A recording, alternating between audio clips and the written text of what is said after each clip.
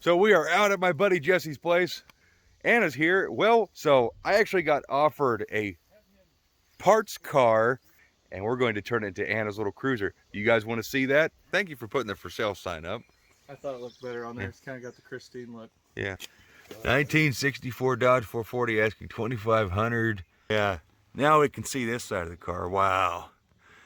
This thing is going to clean up beautifully. We got a little fuel jug. We got a fresh battery. Whoa. We forgot to hook up the we forgot to hook up the fuel filter. You want to drive, you have your foot on the brake, you throw it out of park, and then you push drive.